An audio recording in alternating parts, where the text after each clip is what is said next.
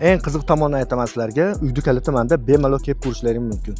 Hurmatli obunachilar, yangitdan qo'yishga qaror qildim, sababi savollaring ko'payib ketdi. Qaranglar. Birinchi etajda 3 xonali kvartira qo'ydim. Mana, -1da ham odamlar yashaydi podvalda.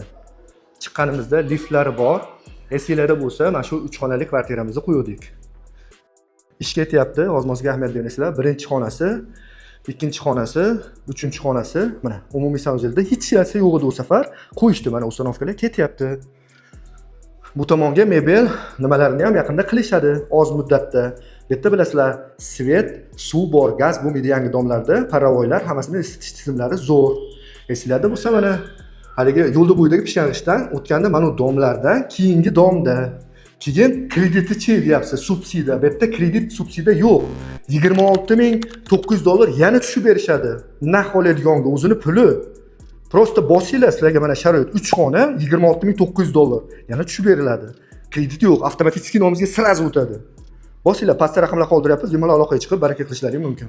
Men sizlarga aytyapman, -1da ham odamlar yashaydi как положено. Sizniki birinchi etaj. Rishtondan, Zodion svetofordan kirib kelganingizda, именно shu domimizda birinchi etaji.